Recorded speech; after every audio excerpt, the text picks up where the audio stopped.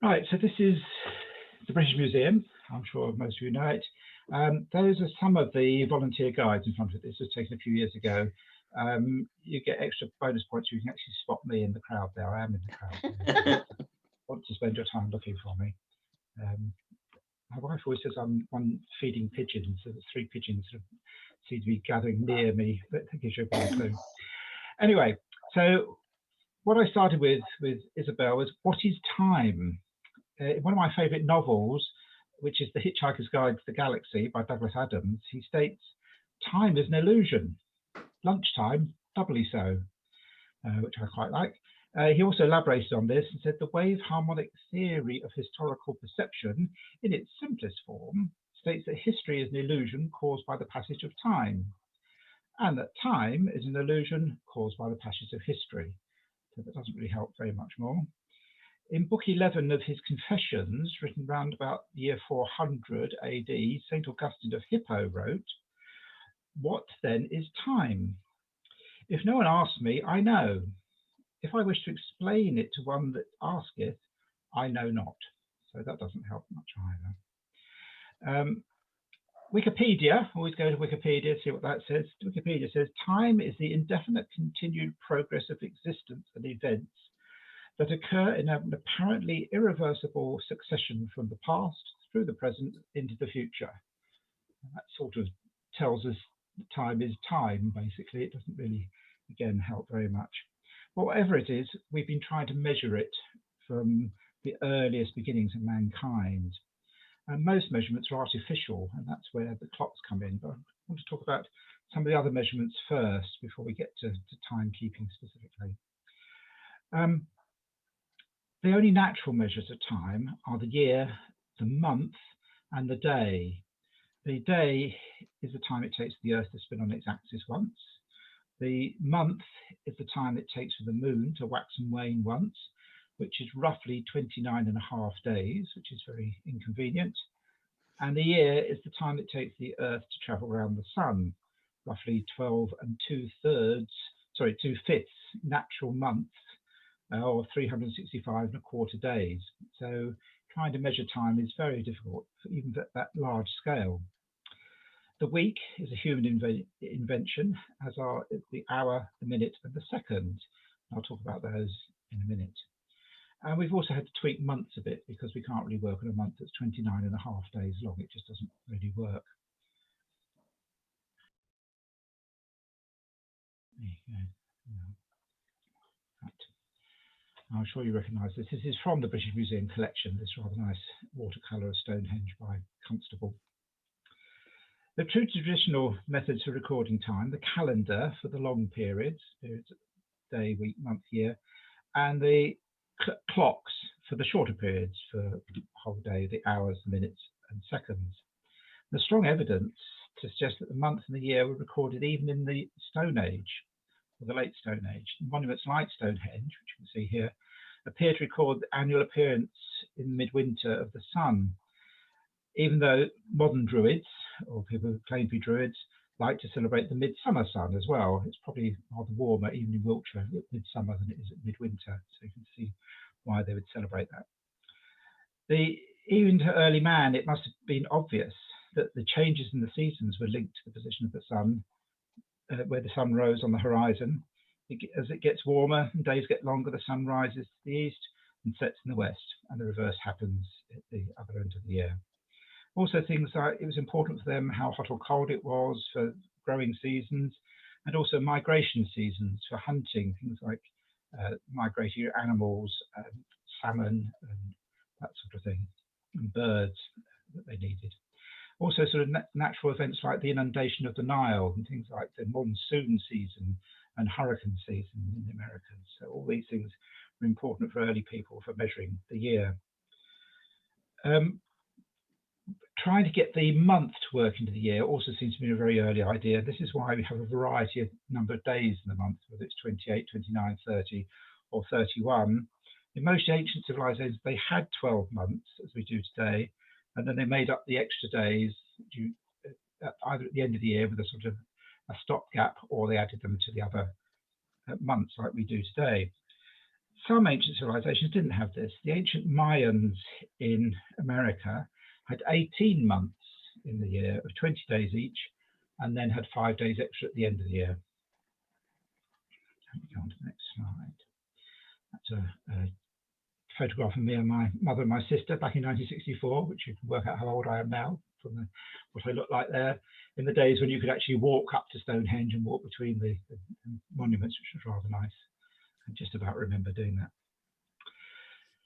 So Stonehenge is a sort of calendar, is what I'm trying to say on this, but also a sort of clock as well, because you need it for telling times. In 45 BC, Julius Caesar standardized the months and the year, and the name of one of the months changed from Quintilis, the 5th month, to Julius, after Julius himself, and we call it July, after Julius Caesar.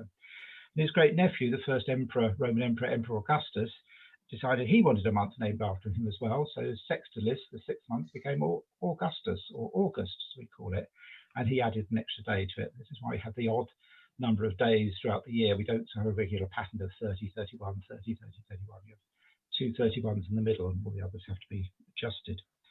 And Julius Caesar set up what was known as the Julian calendar, which lasted for 1600 years in Europe. And 1582, Pope Gregory XIII realized that the calendar was out of step. Julius Caesar hadn't got quite the calculations quite right. And the actual year was out of step with the calendar year by about 10 days. So he just abolished 10 days, got rid of them, and every good Catholic in the rest of Europe followed suit. But not all the Protestants did. Some of the Protestant countries didn't follow suit straight away. And for example, when William of Orange became King William III of England in 1688, the Netherlands, where he'd been brought up, had gone over to the new Gregorian calendar, but England was still using the Julian calendar. So they were 10 days out. So when poor William was going backwards and forwards from the Netherlands to England, he had terrible trouble trying to work out when meetings were. He sort of said, I'm going to meet you on the 14th of July. You know, was it the 14th or the 24th or the 4th? You know, it must have been a nightmare. So after about 70 years, the English government realized they had to go conform to the rest of Europe. And in 1752, we changed over to the Gregorian calendar as well, by which time we'd lost 11 days. We were 11 days out. And there were riots in the London streets, people protesting that the government had stolen 11 days from them. They wanted their 11 days back. And I'm sure you would not be surprised to hear that the government totally ignored them and didn't give them their 11 days back. In Russia, they carried on using the Julian calendar right up until after the revolution in 1917, and by which time they'd got even further out of step, and what we call the October Revolution in Russia actually took place on November the 7th. So even there they got slightly wrong. Right, going back to the ancient Babylonians, this is a lovely piece in the British Museum, which is a complete mystery. It looks a bit like a desk calendar to some people. We don't know what it is. We call it the Standard of It's found at in Babylon and dates to about 2500 BC. So it's about 4,500 years old and beautifully preserved. But the Babylonians, around about this time, or perhaps even earlier, they decided to invent the week and 7 days in the week. So the idea of the week goes back about 5,000 years. And we're not quite sure where they got it from, but it made things easier to have religious worship once a week. And that still helps a lot of people around the world to know which day of the week it is the day you go to your particular religious ceremony, your church, your synagogue, your temple, or whatever it is. And that's all thanks to the Babylonians. And the names of the days of the week were named after the astronomical objects that the Babylonians could see in the sky that were actually moving. So it's the sun and the moon, and the 5 planets they could see: Mars, Mercury, Jupiter, Venus, and Saturn. And of course, we still call the days of the week after those objects, either in their European form, their Southern European form, or in the Northern European form. So Wednesday is Woden's Day, for example, instead of Mercury's Day. So if you're still doing something once every 7 days, a particular thing, do washing on a Monday or have bath night on a Saturday or whatever it is, the Babylonians you've got to thank for that. So thank you, the Babylonians. Now we had come to the idea of measuring time shorter than the day. and the week. And the idea of measuring hours came first, and then later minutes and seconds, and that's known as horology. And the British Museum has the National Collection of Horological Articles. These two pieces in the British Museum are not in the clocks gallery, but they're elsewhere in the museum. But they show us one of the earliest forms of measuring time. The passing of time is on a sundial. You can see an Egyptian example on the left and a Greek example on the right. The Egyptian example is rather broken, but it's what's left of a sundial, which we can work out from the inscription. The sundial seems to have been invented in ancient Egypt around about 3,500 years ago, to about 1500 BC. The first sundials were like a T square, and they were just placed in the sand at dawn, and you watch the sun rise over it, and then at noon you changed it around and watched it falling the other way. So it was a fairly simple device. The Egyptians decided that they needed 12 hours of daylight and 12 hours of night. Now, this meant that depending what time of year it was, sometimes you have more daylight, sometimes you have less daylight, and they just divided the amount of daylight into 12 spaces. So the hour wasn't consistent. It was just longer hours during longer days and shorter hours during shorter days. But they were the ones that came up with the idea of having 12 hours of daylight, 12 hours of night. And again, based on the idea from religious ideas of the 12 months and the 12 signs of the zodiac and that sort of thing. The Babylonians were the ones that came up with the idea of 60, the reason that we have 60 minutes and 60 seconds, because they used base 60 for all their measuring and their mathematics. And although originally people didn't have the instruments to measure seconds or minutes, that's where they referred back to, because the Babylonians had worked out there were 360 degrees, 6 times 6 in 60 in a circle. During the French Revolution, they tried to change this. I don't know if you know aware of this. The French were the ones who really were obsessed by the decimal system, and now we have a lot of the decimal system in place in measurements. But they also tried to change the clock.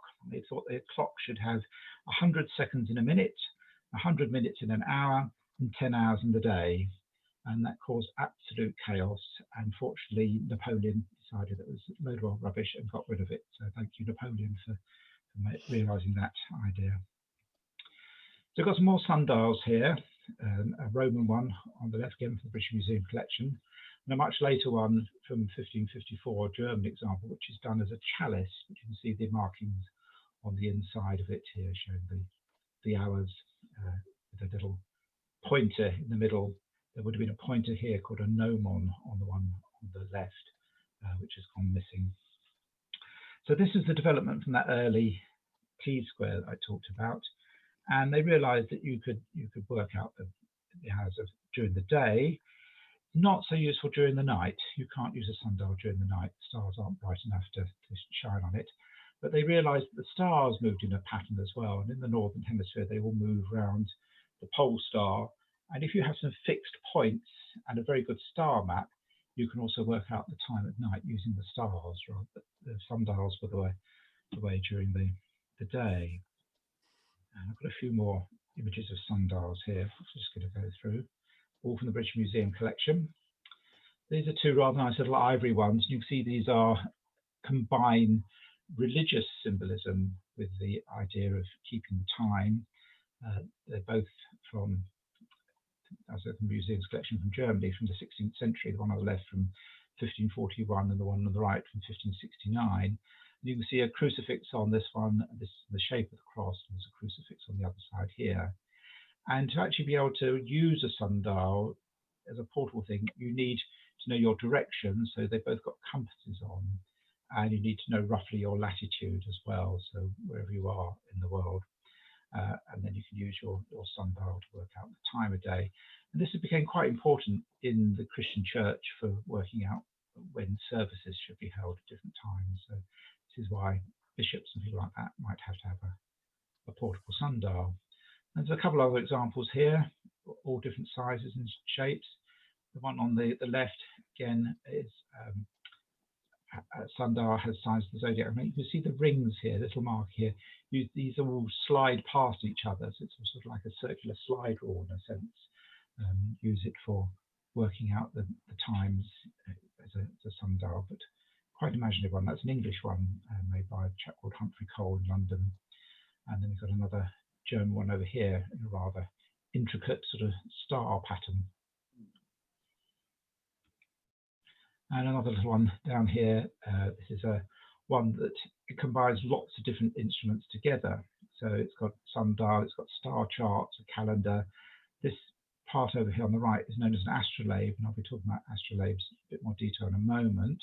That was a Greek invention, which was then adapted in the Islamic world when they took over a lot of the Greek mathematics and Greek learning, and then only introduced into the West again during the later Middle Ages and the Renaissance. But it's got various other devices on it, a rather beautiful example.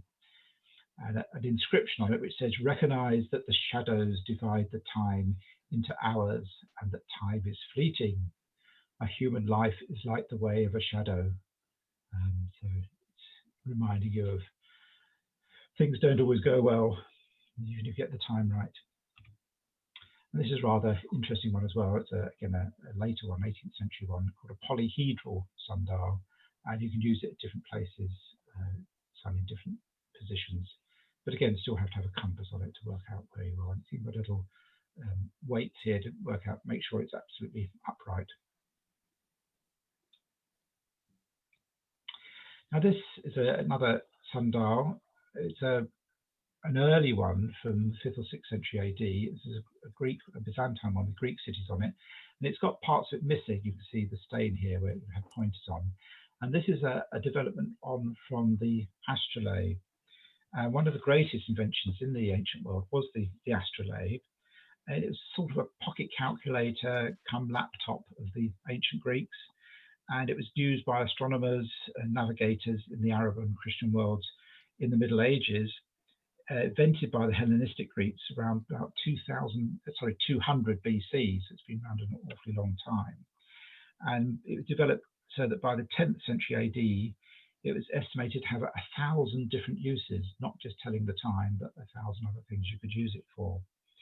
You could work out your latitude from it, and if you knew your latitude, you could work out the local time. And if you knew the local time, you could work out your latitude from it. So you've got both ways. And once you knew that, you could use it for telling the time at night, because they always had star charts on them as well. And the next one is one of the great astrolabes that we have in the British Museum. This is a superb example. It's a very large piece, really huge piece, and a masterpiece of astrolabe design made by this chap Abd al-Karim al-Misri in Cairo in 1236. You can see it's a beautifully engraved and beautifully patterned piece. All these little pointers, and I've got another slide showing this in a moment, point to stars. The back plate is a star map, and then you've got all these little pointers. Some of them are like flowers, some are fish, and there's a monkey and birds and all sorts of things pointing to these stars. And this is one of those you could use lots and lots of different uses for it, not just for telling your time or where you were. Various calculations as well could be made using this one.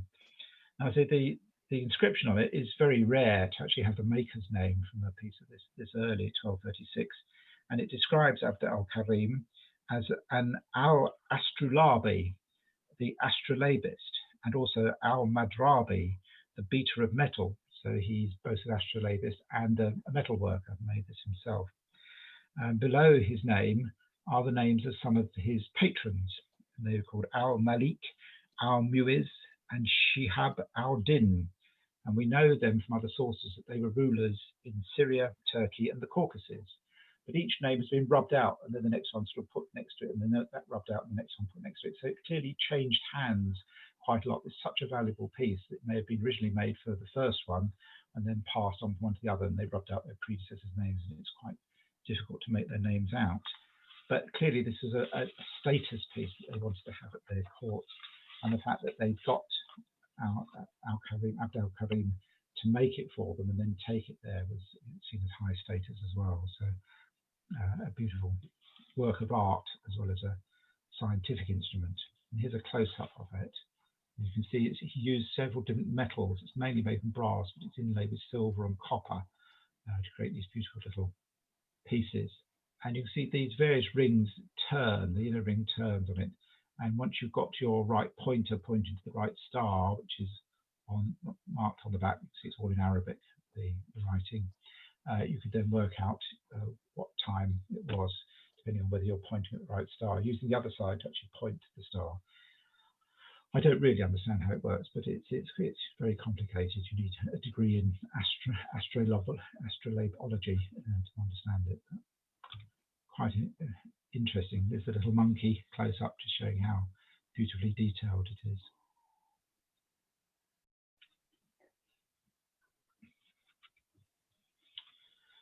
Right, the other way. Sorry, somebody got a question? No. The other thing that was another way of measuring time was using the invention of the clock.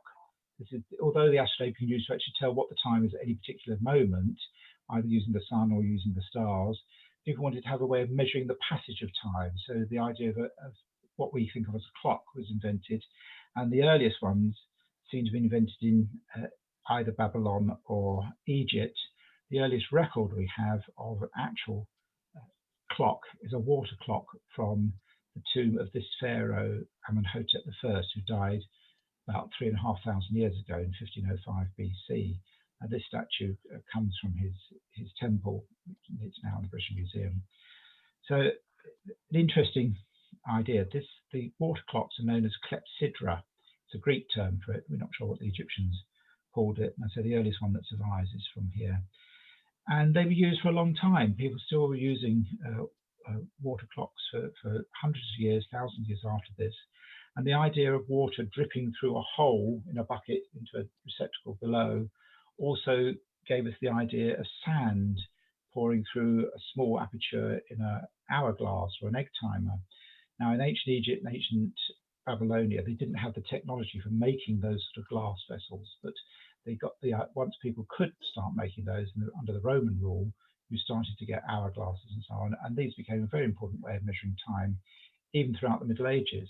When Ferdinand Magellan, who was the first man who sailed around the world, went on his voyage, he took 18 hourglasses with him, because the only way of working out the longitude when he was sailing was by measuring time exactly, knowing the time when you left home, and then measuring the time of how far you travelled to where you went around the globe. Very complicated calculation. So he took 18 hourglasses with him. There's another couple of pictures of Egyptian clepsydra, again in the British Museum. They're very broken, but you can see the outline outside of the bucket and the inside with some of the measurements on the side. And you've got the pharaoh. It's so important for the pharaoh to have these knowledge of time passing, that he's making offerings to the gods along the side here. He's thanking them for being able to do this strange device. And here's an inscription from a Babylonian tablet, again in the British Museum, from about 1600 BC or possibly earlier. Very difficult to date these, describing a water clock. So we know the Babylonians had them as well. None of theirs have survived. And here's a later Babylonian one giving you all the calculations for working out where to put the measurements on the inside of your water clock. So another idea that the people came up with early on was a candle clock. Now, the earliest references to a candle clock come from a Chinese poem around about the year 520 AD. The earliest reference we have in the West was at the time of Alfred the Great, who reigned from 871 to 899. And it may have been even Alfred the Great himself who invented the candle clock in the West. He certainly used them, knowing the passing of time. And a candle clock can either be used by marking the candle itself, and as it burns down, you can see the passage of an hour passing, or you can have a case that it's in, and you put the markings on the case, and you measure the way the candle goes down the case. This particular one, the Arab world, they had these ideas, and this particular chap from 1206, and this is not British Museum manuscript, it's from the Smithsonian in Washington. You can see it's actually a mechanical one, and as the candle burnt, the device went up, and the little figure had a pointer pointing to the hours. So it's a very clever idea of a mechanical candle clock, which we don't use much these days. But the idea of having a candle with measurements on it, people sometimes use it at Christmas, for example. This became very important for monasteries as well, for timekeeping, because of all the different services that monasteries needed. And it's only very rich people that could afford these, because the only way of getting wax in the early Middle Ages was from beeswax, and only the rich people could afford to keep bees and have enough wax to use on making clocks, which is probably why Alfred the Great thought of it, because he had, being a king, he had candles. Most people didn't have nice wax candles. But it also depends on the wax being very pure, because obviously different waxes might burn at different rates. If it's in a draft, it will burn quicker. It might even blow out. And obviously, if you're not watching it all the time, you don't know how much time has passed. So it's not altogether an ideal situation. So what people were trying to come up with in the Middle Ages was the idea of a mechanical clock. And there are references to a Chinese clock being powered by mercury as early as the 11th century, but we don't have any examples of that surviving. But the earliest one in the West is from St Albans Abbey, and was invented by the abbot of St Albans, this chap called Richard of Wallingford, around about the year 1330. And this is poor old Richard. He suffered from leprosy, which is why his face is so spotty. And there he is pointing to his clock. It is a brilliant device, and he based it on the astrolabe. He thought if you could somehow add a motor to the astrolabe with those dials on it, you could actually show the passing of time without having to sort of adjust it to the stars or the sun each time. And a very clever idea. And he used the mechanics of this. And it didn't have hands on his first clock. I think it's rather strange. He just used the astrolabe face, and as it was turning, and they seem to have been flat rather than upright as we have clock faces today. As it turned, people were working out where they were, but also he attached a bell to it so that the bell chimed as the hour passed. And of course, the word clock means a bell, as in the French cloche. So that's why we call them clocks, because they originally were just a bell chiming rather than actually having hands to show the passing of time. And this is a modern replica of what we think Richard's clock looked like. And it was driven by weights and with this sort of pendulum known as the verge escapement, swinging from side to side with these cogs to allow the weight to drop very slowly. And the whole disc of the astrolabe turned. And after it turned enough for an hour, the bell would strike. So we think that's what his clock originally looked like. By the time you get to the Renaissance, the idea of just having a clock that strikes a bell every hour was beginning to frustrate a lot of scientists, and particularly astronomers wanted to have very much more accurate timekeeping, particularly for the passing of stars. If you're observing stars on your telescope, you wanted to see exactly how much time it took for them to pass a certain point on the horizon, say. So the idea of clocks development moved from the church to the secular world, with scientists and astronomers making the first discoveries. And the idea of putting a hand on a clock seems to have been a Swiss inventor. We associate today still the clock making with the Swiss cuckoo clocks and precision watches and so on. It was a Swiss astronomer and clockmaker called Jost Bürgi, working in Germany, actually, though born in Switzerland, at the end of the 16th century. And he was a friend of Johannes Kepler, who was one of the greatest astronomers of all time. And between them, they wanted to try and produce very accurate star maps, and they needed the timing of the stars passing their telescope to do this. And so he went with clocks like this one. There were quite a few in cathedrals around Europe, and he put an hour hand on it. It seems such an obvious thing to us to have an hour hand on it. He also worked with a man in Strasbourg called Conrad Dasypodius, who I'll come to a bit later. He also invented something called the remontoire, which is a secondary power source to try and regulate the main power source, the main weight-driven part of the clock, to try and make it much more regular. A weight doesn't necessarily fall at the same speed, so you have to have a sort of secondary source, and you can make it last for longer. very skillful. Right. I was going to have a short break at this point, but if there are any questions so far, I'm going to be going next. The next part of it is to look at the actual clocks in the galleries.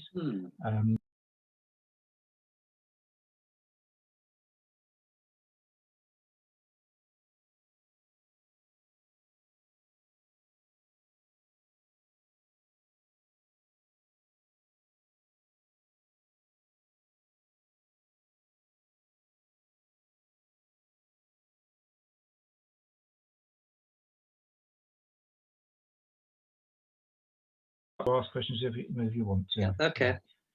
Right, so clock galleries over there, and some of you may. Yeah, I should have explained that. Thank you. Thank you for asking.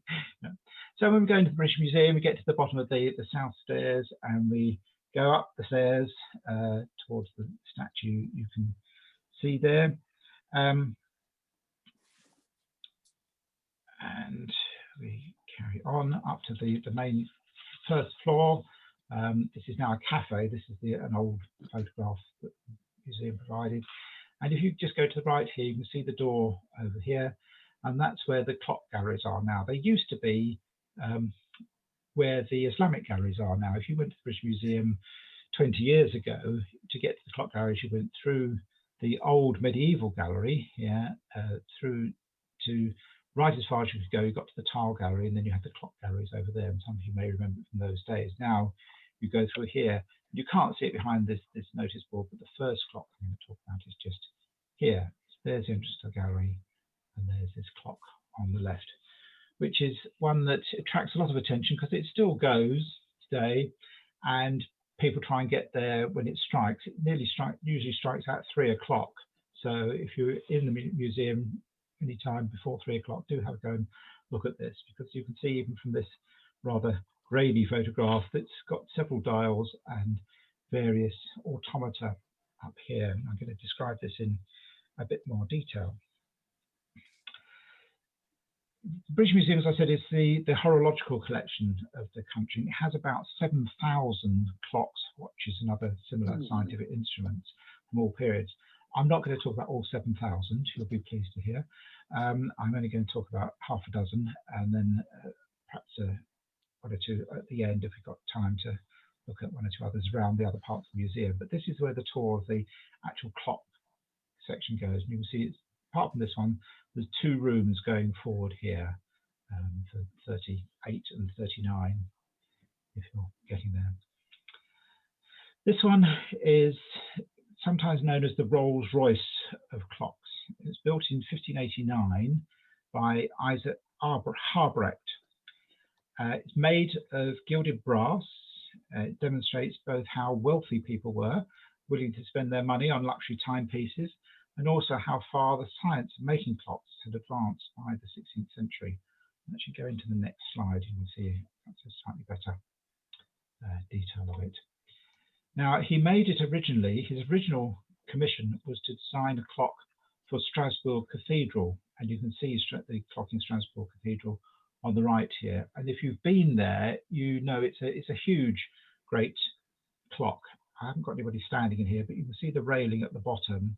That sort of comes up to sort of neck height or a bit below chest height, I think, on most people. So that gives you an idea of how big this is. And over here you've got a spiral staircase, which if you need to regulate the clock or repair it, you can go. The engineers have to go up this spiral staircase. And then you've got a secondary tower over here, which shows famous people of Strasbourg and saints and so on. And the clock in the British Museum over here, you can see, is based on the shape of this tower on the left, but the dials and the figures going around are based on the main clock itself. So you can see the bottom dials here, and then you've got these 2 dials here, and so on, and the various rotations going around. And the cockerel on the top is based on the cockerel just here. So it's one of the first clocks that shows the days divided into 24 hours, which is also quite interesting. So there's equal days, equal hours in day and night, rather than before that they used to vary the hours, days and night, depending on how long the night was and how long the day was. And it's The designer of this was a chap called Conrad Dazipodius, who I mentioned earlier. He was a friend of Jos Bergi, the man who thought of the hour hand. And here's on the left here, you've got one of his publications, Conrad Dazipodius. He was the professor of mathematics at Strasbourg University, so a very brilliant man. And the old clock they had in the cathedral, which was like a lot of old clocks, medieval clocks, had broken down for the last time. And they said, we need a new clock in the cathedral. And so he goes to the professor of astronomy, of mathematics, and say, can you design us a new clock? So he said, oh, yes, I can do this wonderful thing. There's all bells and whistles and anything you wanted to do. And nobody in Strasbourg could work out how to actually make it. He designed it, but it was too difficult to make. So they put it out to competition. And this chap, Isaac Harbrecht, you can see on the right, along with his brother Jan, who, again, Swiss clockmakers, decided that they could make this clock. And when Jan came to Strasbourg, he chickened out. He said it was too difficult. So Isaac was left making it on his own. And he created this amazing clock for the Strasbourg Cathedral, which I showed you in the previous slide. He finished it in 1574. It was 40 feet high, and it absolutely made his reputation. Everybody wanted him to make a clock for them after this. He was such a brilliant maker. And we know several smaller versions were made, not all of them 40 feet high. The British Museum ones are not 40 feet high. And there's two of the ones he made for domestic use surviving. One's the one in the British Museum, and there's also one in Rosenborg Castle in Copenhagen, which is dated from 1594. We're not exactly sure the date of the British Museum one. It's about 1589, we think, but it's not absolutely sure. And ours is 5 feet tall and weighs about 200 weight, and is weight driven, as all clocks were at the time, but it was later adapted to have a pendulum as well. So once the pendulum had been invented, about 100 years after the clock itself was invented. And there's a couple of more pictures. The one on the right there is the one in Copenhagen. Again, you can see it's very similar to the one we have. This is the original cockerel in Strasbourg, rather poor condition. And the one in Strasbourg now is a later edition. Our one on the British Museum one is a later piece as well. But those are these original clocks. So there we have again the British Museum one. And you can see on the left, you've got panels. There are 3 panels on the 2 sides and on the back. So it was meant to stand free, and you could look at these panels from any angle. And they're beautifully engraved. I've got a close-up in a little while of some of these. And on one side, you've got wisdom, fortitude, and justice. On another side, you've got faith, hope, and charity. And on the back, you've got the 3 fates. I suppose you wanted to hide the fates a bit, so you have them on the back because people were frightened of the 3 fates. The slide on the right, I'll show you some of the mechanics of it. You can see some of the figures turning around. So it's fairly sort of crudely made, but quite a brilliant invention nevertheless. I'm going to look at the different dials going up the clock, starting at the bottom. Actually, no, I'll just show you before I do that, just an interior of the bells. You can see it plays a tune as well. Here we are. So there's a couple of the sides beautifully engraved on the copper background. There's fortitude, and we've got hope over here on the other side. And there's faith showing up the side. So starting with the bottom dial here, we've got the dates of saints' days and a calculation for Easter, which again is a very important thing for the church. So that's why cathedrals would have wanted it. You've got the 12 signs of the zodiac going around it as well. And you've got phases of the moon. You can see this disc here showing you what phase the moon is in. And you've got the moon and the sun showing you where they were in the zodiac at the same time. So it's showing you very complicated things. On the corners, you can't quite see them very well, but you've got representations of the 4 great ancient empires of Assyria, Persia, Greece, and Rome, which is again important to people in the Middle Ages. On the next stage, you've got these 2 little cherubs or putti pointing at a dial.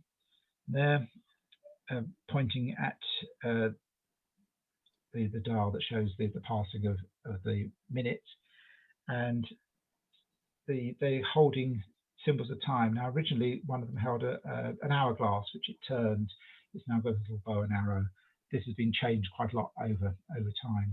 And there you've got the hour hand. I say it's got the 24 hours. It's got 12 hours of daylight and 12 hours of night being pointed to here. And then you go up further to the next stage. You've got all these processions going round. You've got the days of the week, you've got the hours and the quarters on the other striking parts, and you've got some inscriptions at the top here, which I'll come to in a little bit. So there we have the Madonna and Child with angels who process around when the clock starts to strike, and it starts by playing a hymn tune written by Martin Luther in 1545, which is to the Lord's Prayer. Now, Martin Luther, of course, was a Protestant. So the Strasbourg Cathedral was Protestant at the time, but that does rather imply who this clock was made for. Must have been made for a Protestant. Now, it was traditionally thought it had been made for a Pope, Pope Innocent. I can't remember which one he was, but anyway, one of the popes. But we now think that that's most unlikely, because why would the Pope want Martin Luther's hymn on it? So, in fact, we think it was probably made for the Elector Palatine, who lived in Heidelberg Castle in Germany, very impressive castle. And shortly afterwards, Heidelberg Castle was attacked by forces loyal to the Pope, and it was then taken from Heidelberg to the Vatican and given to the Pope then. So the Pope had to put up with the fact that it had a Protestant hymn going on round every time it struck. Now, it always had this Virgin and Child there, and these angels are replacement. They're really rather too small for it. When it goes, they come round and they sort of bob around, they turn round and face the Virgin and sort of do a little bow. The mechanics is a little bit rusty today, but it's not very good. And originally, they weren't angels at all. They were the Magi, the three wise men, being led by another angel. If you go up to the next level, you've got this dial, these figures again processing around, and they're the four ages of man. So you've got the child, the youth, the knight, and the old man. And the old man here, you can see, is one of the original Magi. He's got his gift for Christ in his hands there. And there we have again, there you've got the child. So just showing that they strike the quarter hours as they go round. And right at the top, you've got these two figures of Christ and Death, and they come out of their doorways. And originally it's thought that Christ used to come out and strike the daylight hours, and Death, he's rather gruesome with these worms coming out of him, would strike the nighttime hours. But now Christ just comes out and wobbles a bit, and Death strikes all of the hours. So it's reminding you that Death is ever present. It's not just during the night that Death is around. And right at the top, you've got this cockerel. Now, this seems to be similar to what they originally had, but this is a 19th century replacement because it's seen quite a few changes over the years. Now, the clock was, it originally had a trumpeter on the top rather than a cockerel, according to some of the descriptions. Now, as I say, it's thought to be owned by Pope, it's Pope Sixtus V, the Pope, but he got it, pinched it from the Elector Palatine at Heidelberg. We don't know what happened after that. It seems to be in Rome for quite a long time, and it suddenly appears in 1829 when it's sold by somebody called Hermann Kessels, who claimed that he bought it in Rome, but where he bought it from, we don't know. He may have pinched it from somewhere as well. And he sold it to King William I of Holland, and he had it in his palace in Brussels for a while. The next appearance is at the Royal Society in London in 1848, when he is owned by, the owner offered it to the British Museum, but it was just on show to show people this amazing device. He offered it to the museum for £400 in 1848, and the British Museum decided not to buy it. They didn't really want it. It wasn't working properly at the time, so they didn't think it was worth £400. They turned it down, and instead it was bought by a great collector called Charles Octavius Swinnerton Morgan, one of the great clock collectors of the 19th century, and also, fortunately, the British Museum. He was a great friend of Sir Augustus Wollaston Franks, the great curator of the British Museum at that time. And he offered it to Franks for £100. And Franks was quite keen to have it, but even the museum wouldn't even have it for £100. They turned it down. And in 1888, when Morgan died, he left it to the museum for nothing. So by being penny pinching, the museum got it for nothing, which is quite a nice story. But when they got it, it didn't work. And they tried they took it apart and tried to get it working. They got it working for a bit, and it broke down again. They got it repaired again in 1922, broke down again. They got it working again in 1957, broke down again. And eventually in 1989, they got it working again. So it does work again now today. Well, this is the top of it. I said I'd tell you about the quotes. We've got a quote from Hosea: "O death, I will be thy plagues, O grave, I will be thy destruction." And on the right from Romans, "The wages of sin is death." So the passing of time, people had to be reminded of, to be good, because you never knew when death would strike, basically. Now there's a short video here. I'm not sure if this is going to work, so I'm not sure if I set this up properly. What I'm going to do is I'm going to come out again and check that I've got this set up properly, and try and play this little video which shows you the clock working.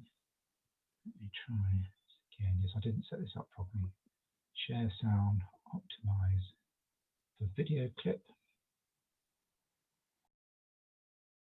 Right, now if this doesn't work, let me know and we can stop it, but I'm going to try and play this little video.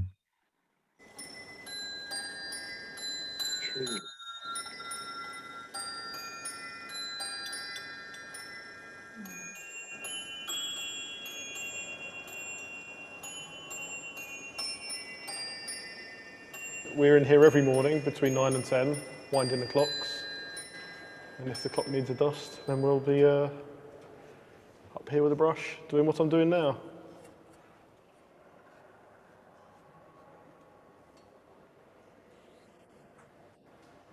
Death here strikes the hours.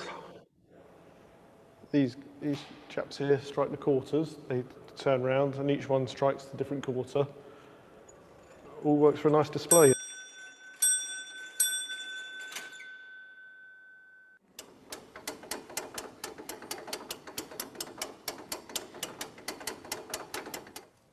How's it going? Hi David, yes. My clockwork, yes. My clockwork, yes. I'm glad to hear it. Still having problems with the quarter train? I was just checking this and it seems, it seems to be free now and it's going all right. Good, and the angels behaving themselves? Yes, just wobbling like they normally do, but that's not doing them any harm.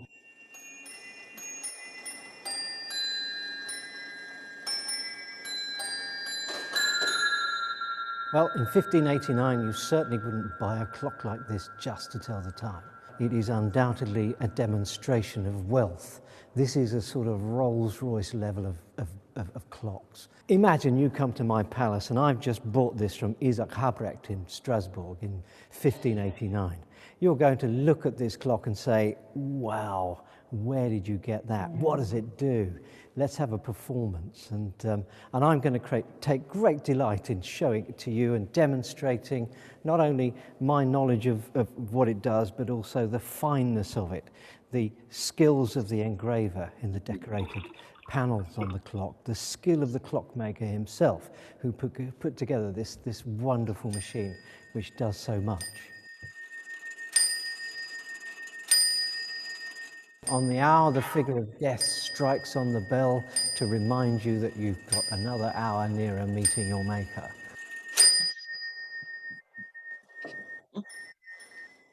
It plays a piece written in 1539 known as the Vater Unser, which was a setting which Martin Luther wrote for the words of the Lord's Prayer.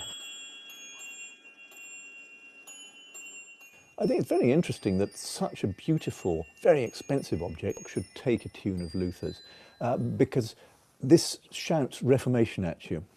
It is a mark of the fact that the Reformation had overtaken Germany, and now a great city like Strasbourg was a Lutheran city. The Reformation started, of course, as a a rebellion, a great revolt against the past, which tore Europe apart. But by the time this clock was made in the 1580s, Lutheranism had arrived.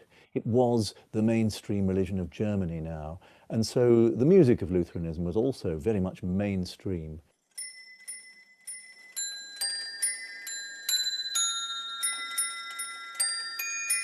It has a weekly indication showing the days of the week. It has an annual calendar. It has a quarter striking. It strikes the hours and it plays music. This clock is saying, I am a man of culture. I'm a man who is interested in the cosmos. It's also just fun, I think, the sheer intricacy of it. It's a bit like a very expensive executive toy.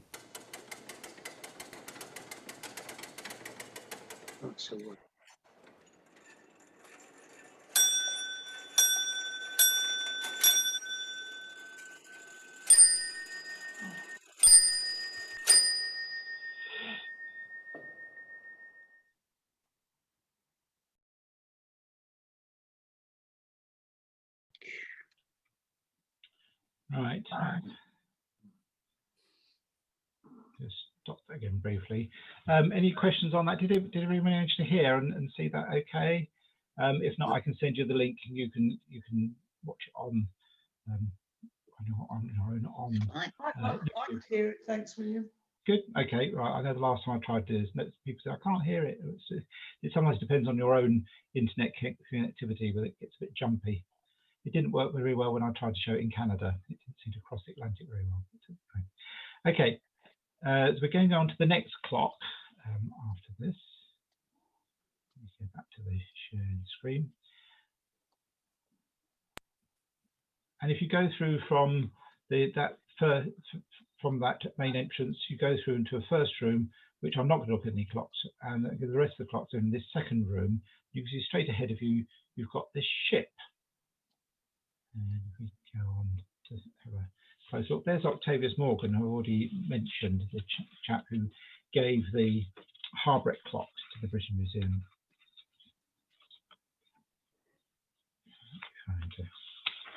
And my script turned over 2 pages. Right, so this ship, it is a clock.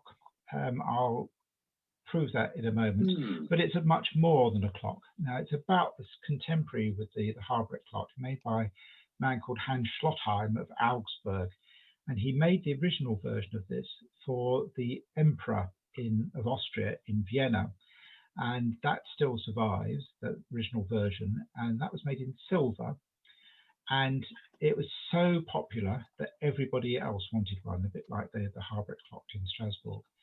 And so he made the rest of his life, he made a brilliant living from making copies. Now, again, only 2 copies survived. There's one in the British Museum, which you can see here on the left, and there's another one in France, which is similar.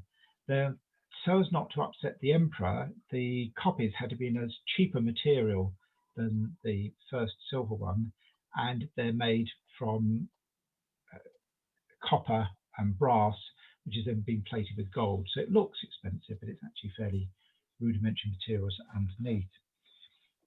And it did a lot more than just tell the time. Let me show you in the center.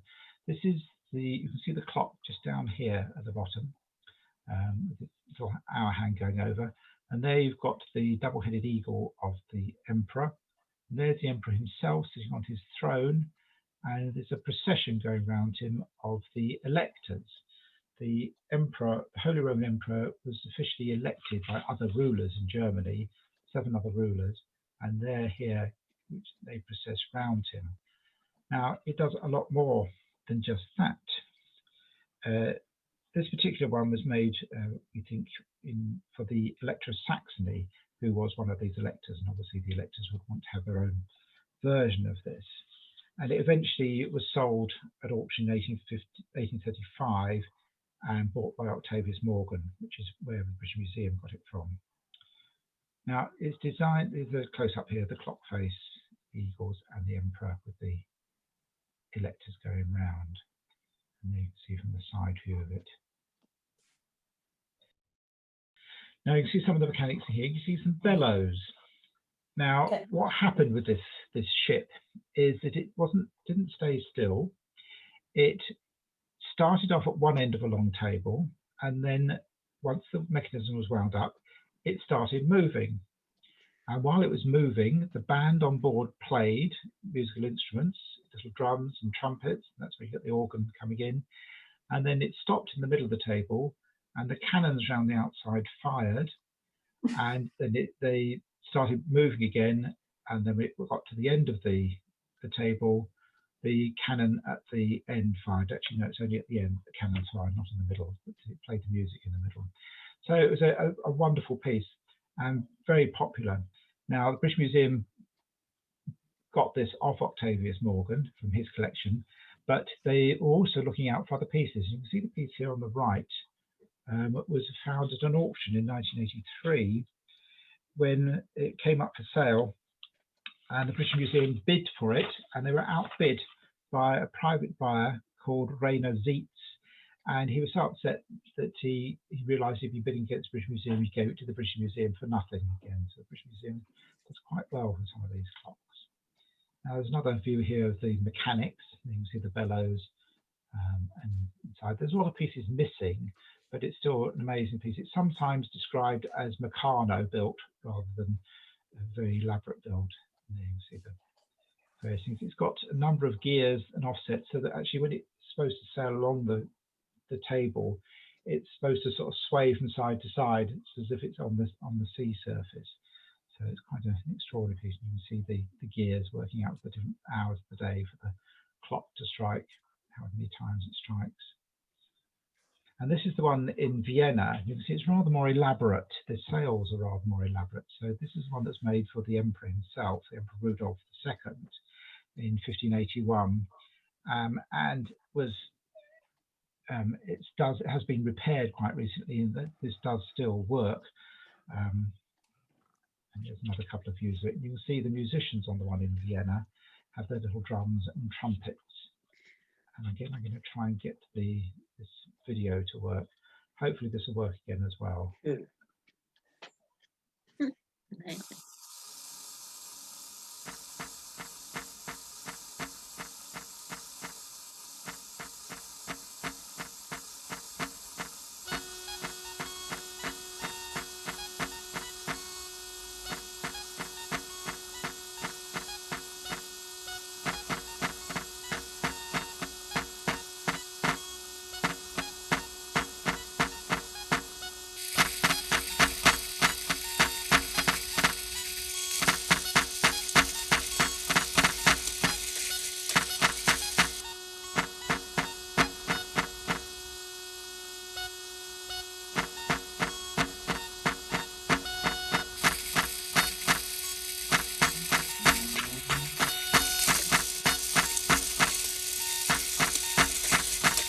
That's very entertaining.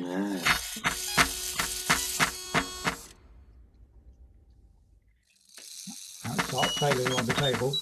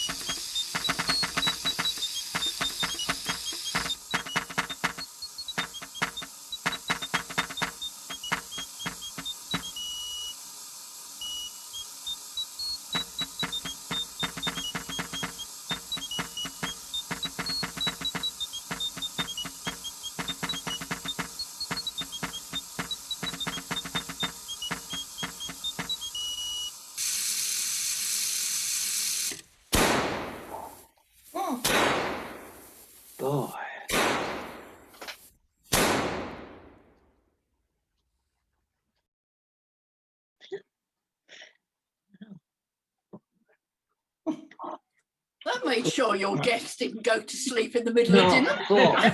Yeah. Great, isn't it? Yeah. Sadly, the British Museum one doesn't work anymore. It's got too many pieces missing and broken, but it's nice to be able to show that video of the one in Vienna. That's how the British Museum one would have worked when it was in full working order. So I hope you didn't mind me going away from the British Museum for a little bit. And this is the other one that's in Paris. It's not nice in Paris. It's at the Musée de la Renaissance in Écouen, suburb of Paris. And there's another view of it there. It's got rather more people on it, but the mechanics are completely missing from inside, so it's even worse off than the British Museum one. You can see it's very similar in other ways to the British Museum one. And it's close-ups. What I didn't mention is that when it's actually telling the time, the one in the British Museum and the other two, the clock comes to the hour. It's these two little chaps in the crow's nests who are actually striking the hour and the quarter hours. If you wonder why you've got men in crow's nests with hammers, which you don't normally have on a sailing ship, that's what they're doing there. The British Museum one's the same as this one, the Paris one. Okay, so no more videos, but I thought you might enjoy those too. And this is one of the great benefits of being able to do this sort of presentation remotely, so we can I can show you videos which I can't if we're actually going around the museum. You might think it's a bit strange. Okay, any questions on the NEF before we go on to the next clock?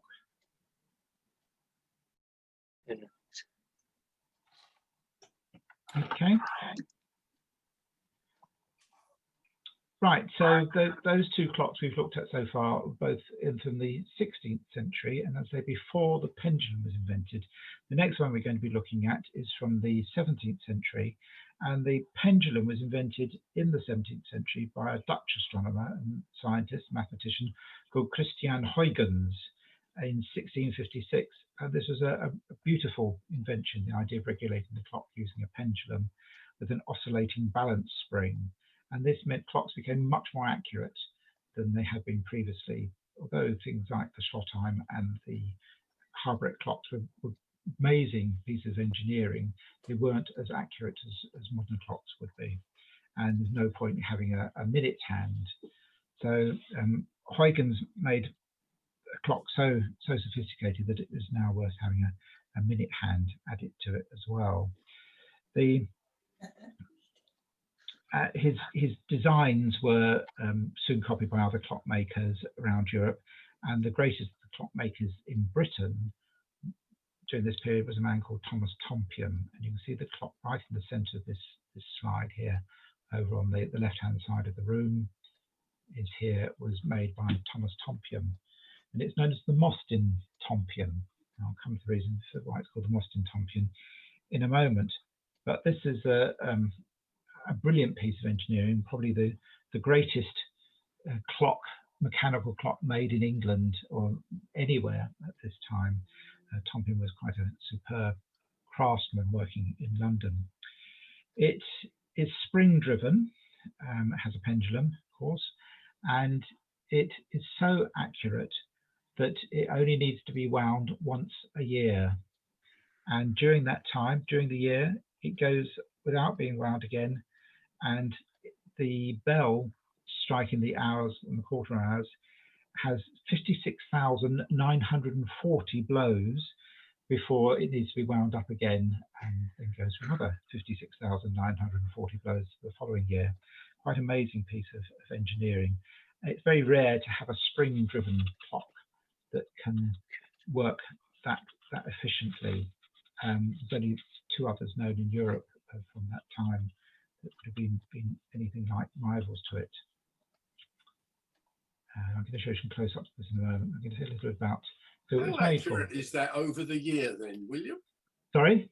How accurate is that over the year? It stays, well, certainly in the 17th century, it stayed accurate as far as anybody else could tell, as accurate as any other clock around. It may have needed to be adjusted occasionally if temperatures varied too much, but generally it stayed, didn't need to do anything to it. It just stayed making the correct time over the year. Quite extraordinary, Nowadays, It's still wound, it's still going these days, and it's still wound once a year. So that part of it still works. I think they have to adjust the time occasionally because it is, you know, over 300 years old. You wouldn't expect it to be quite as efficient as it was 300 years ago. Anyway, it was made for William III and Mary II at Kensington Palace. William and Mary moved out to Kensington Palace because William suffered very bad asthma and couldn't cope with the pollution in London. Even in 1688, pollution in London was pretty bad. So he had the new palace at Kensington built, which was outside of London at that time. And he loved devices. He loved mechanical things. So he was very pleased with the clock. And another example of a mechanical device he had, if you go to Kensington Palace today, on the right here, you can see his wind dial. There's a map of northwest Europe, with Britain and France particularly, but also the Netherlands, where he was also ruler.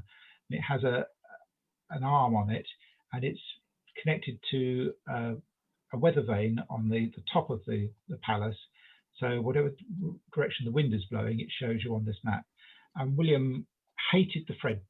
Now, he wasn't only King of England or other Englishmen who hated the French, but he did in particular, spent most of his life fighting the French.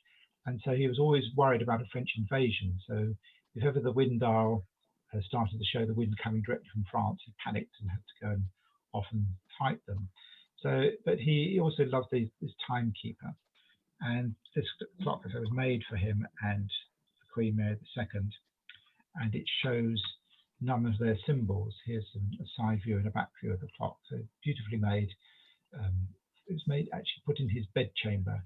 Got the figure of Britannia on the top. Beautiful engravings all round. The interior is quite amazing as well. It's got an ebony case, and you take that on. This part you can't normally see, but again, beautifully engraved with Thomas Tompion's name on it, and the dial, and the back clock as well with the bells for the hours and the quarters.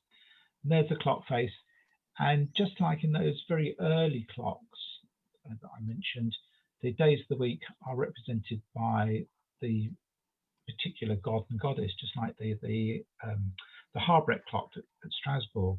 Days of the week are the gods and goddesses associated with those days. So you've got Tuesday here, and you've got the god Tu, the Norse god of war, equivalent of Mars on the continent. And then you've got a close-up of him on his chariot, and you can see the other gods either side. You've got Dinah for Monday and Mercury for Wednesday. Yeah. And there's the royal coat of arms, William's coat of arms, the royal coat of arms of England, showing the lions of England, the lion of Scotland, the harp of Ireland, and also the fleur-de-lis of France. English kings still claimed, back from the early Middle Ages, when they were fighting the 100 Years' War, they still claimed to be kings of France right up into 1801. And William also had his personal symbol in the centre, his shield of the Lion of Nassau. He was Prince of Nassau in the Netherlands. And other symbols, you've got the Lion of England and the Unicorn of Scotland, beautifully modelled on the top. The unicorn's horn looks a bit worse for wear, must have been dropped at some point, I think. And also the rose and the thistle. Again, they seem to have gone a bit floppy over 300 years. It's still recognisable what they are. And Britannia at the top. Again, you recognise Britannia easily with the Union Jack on her shield. There's another close-up of the engraving on it. Just go back to that one.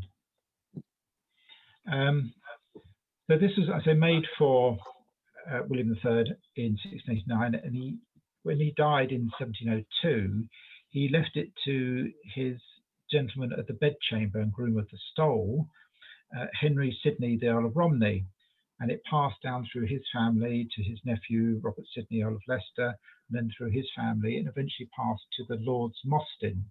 And it was held in their particular stately home for hundreds of years until it was eventually sold in 1982. It originally cost Tompion £600 to make it, charged the king £600 for it. It was spent, the British Museum paid considerably more than that when they bought it in 1982. I don't know how much they paid, but many thousands.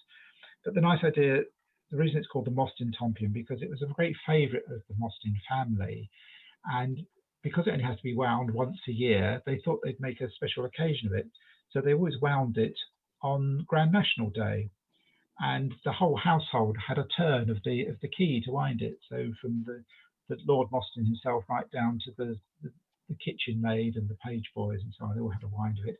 And they're supposed to have had a sweepstake on the Grand National at the same time, so they could celebrate one of them winning the sweepstake on the Grand National and have a great party. And it's a wonderful idea, and some of us would love the British Museum to start this again. It would be quite nice on Grand National Day to go into the museum and have a wind of the key of the Mostyn Tompion from the highest director of the museum right down to the lowliest gallery guide like myself. You know, we'd all have quite fun with that, but nobody seems to take me up on that idea yet, unfortunately. But one of these days it might happen, you never know. Right, so turning round, we've now got the Tompion clock behind us, and you can see the nef over here. That's the last clock I'm going to talk about, the concrete, but right over the other side, in the case over here, is the next clock I want to talk about.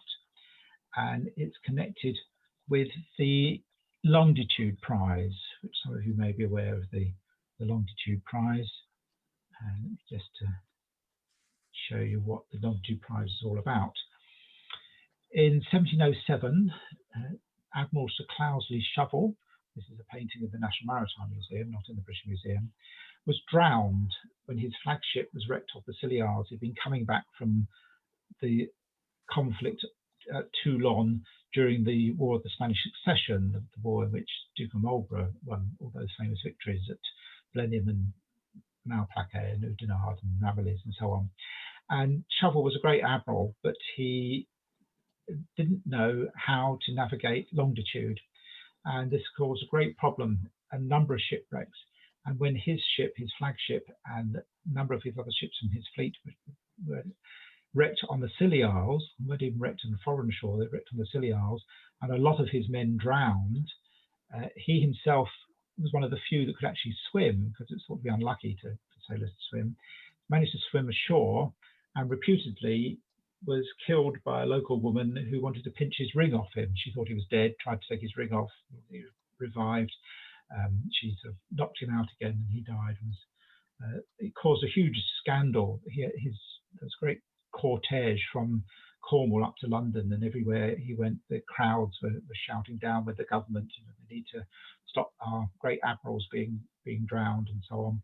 So Queen Anne decided to institute the Longitude Prize, which is a engraving of his ships going down off the Scilly Isles.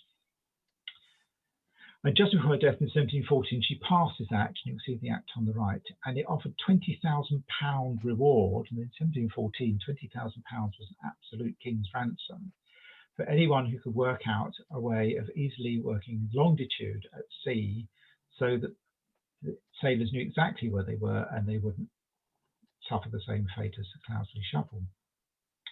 And the man who came up with it, again, these images are from the National Maritime Museum, and some of you know I do tours at the Maritime Museum. The one who eventually worked it out was this chap, John Harrison. He was a Yorkshire mechanic, clockmaker, and he spent years and years, about 20 or 30 years, I can't remember exactly how long, trying to work out a way of producing longitude by working out a very accurate clock. This is the first one he came up with in 1730, and had this double balance spring. The two balances sort of swing from side to side. You can see these in the museum still. I think they may be up at the Royal Observatory rather than actually the museum these days. And he had several other versions trying to work this out over a long period of time. And eventually he managed to reduce it down to a chronometer size piece, which part of the prize was that you had to be able to copy it. It wasn't just you, the only one that could produce this. And several other people tried to manage to copy it, including this clockmaker called Lark and Kendall, copied Harrison's chronometer, and it was taken by Captain Cook on his second voyage around the world and proved to be a success. And Harrison got most of the prize. He only got the whole prize after King George III intervened on his behalf because the government were being a bit penny pinching about giving up the whole of the £20,000. But during this period, there are other clockmakers also trying to get the prize money, because there are other versions of how to get the work out longitude. There are a number of different methods of working out longitude, and one of them depended on having a very accurate map of the phases of the moon and where the moon is at any particular time against the star map. And you needed an extremely accurate clock to work out what phase the moon should be at any particular part, at any particular place in the world, particular longitude. And this chap here, Thomas Mudge, was trying to work out this. And this clock on the right is his clock that he made in 1754, trying to work out the longitude using the phase of the moon. And it's a beautifully accurate clock. It's one of the most accurate clocks in the museum.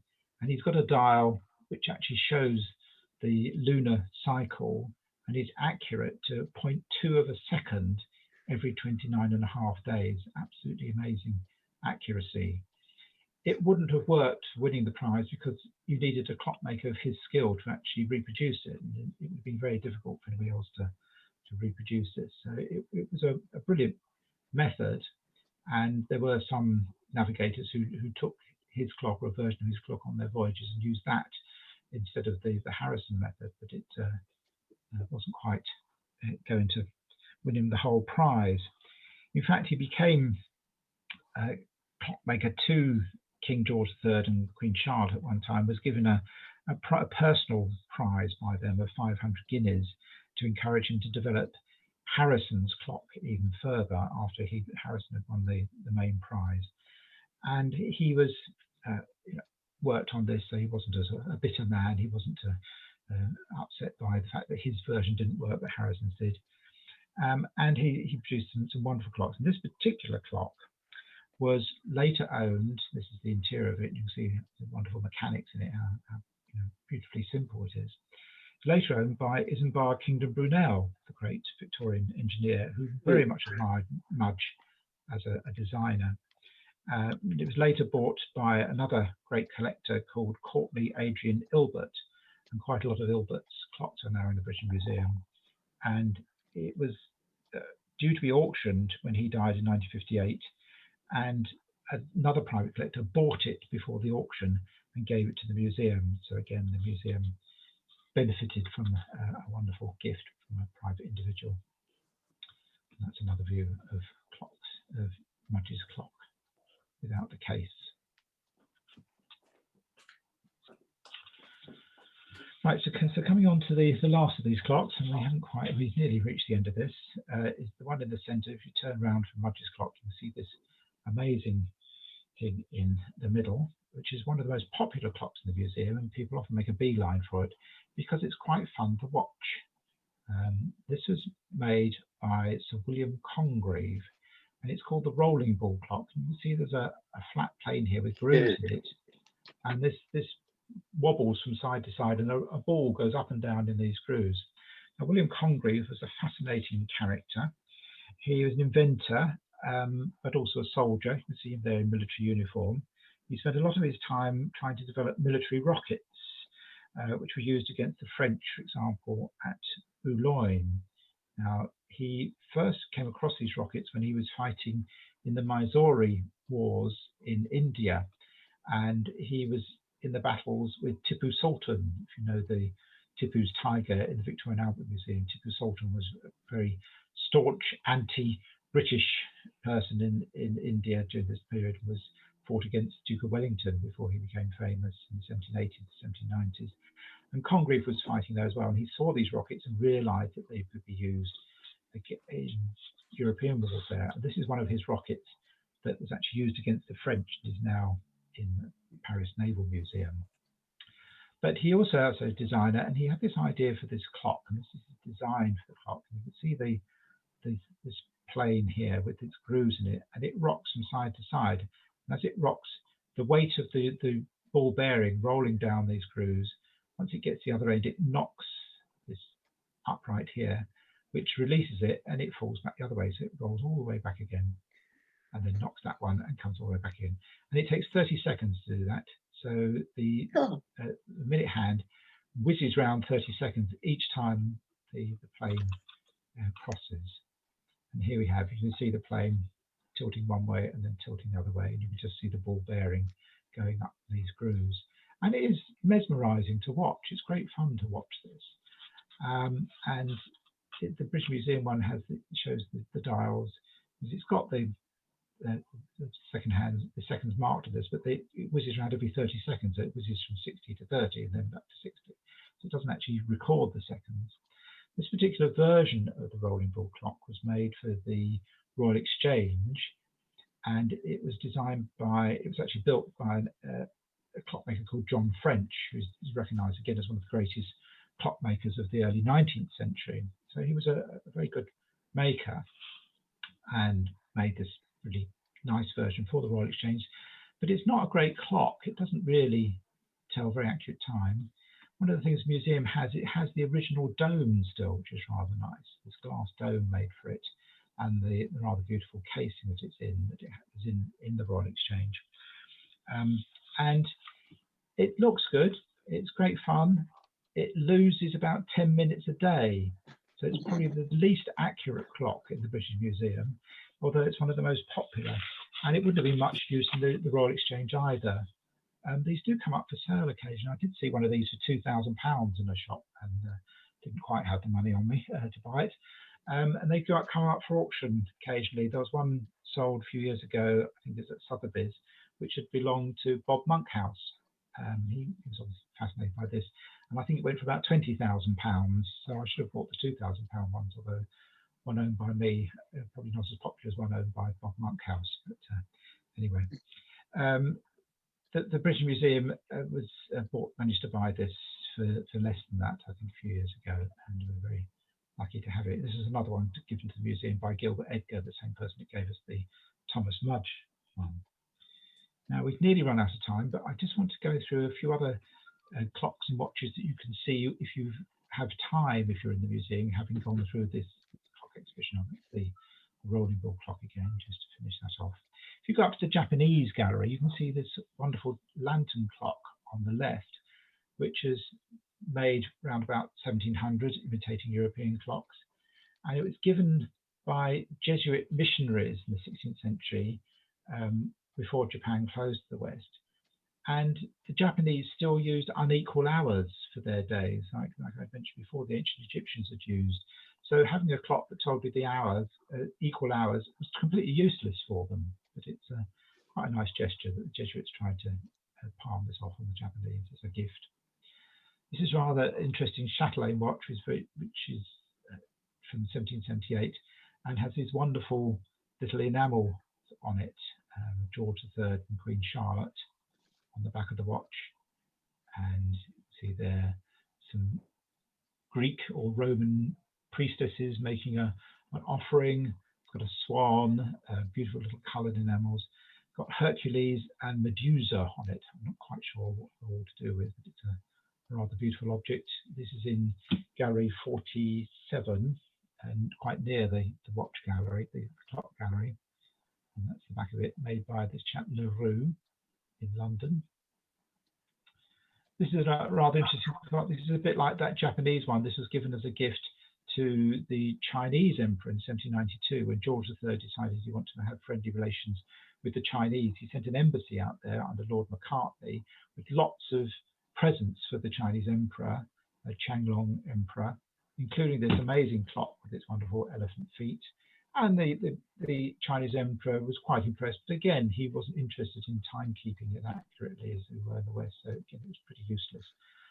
The clock is a very tiny part of it, and the rest is sort of bells and whistles and quite fascinating, but not quite what the emperor wanted. But he did like the elephants.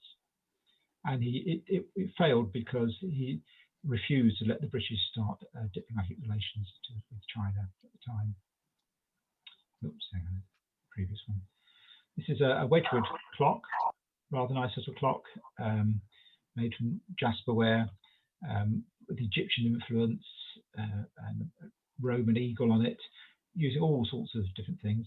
One of the things I like about this is the plaque was designed by Lady Diana Beauclerk, daughter of the Duke of Marlborough. Quite a few of Wedgwood's designers were women, Emma Crew, Elizabeth Templeton, and it's quite nice to think back in the 18th century, early 19th century, that people like Wedgwood were giving opportunities to women designers, perhaps more than some of the later successors. This is the original version by Diana Clark, which was used on that clock. There's a close-up of the clock itself. And finally, this a 20th century clock. If you go into the 20th century gallery, which is room 48, you've got this rather spectacular clock by Charles William Mackintosh. Any of us, I think, would enjoy with this, but way ahead of its time, like a lot of Mackintosh's designs. It was designed for the guest bedroom of W.J. Bassett Lauk's house at 78 Derngate, Northampton. They used a French movement, an earlier French movement, and then Mackintosh just included it in this wonderful clock. And eventually got to the British Museum, so we're really lucky to have a whole selection of different clocks and watches. Right. We overrun the time a little bit, but then we were slightly late starting, so I hope that's not too bad for people. Any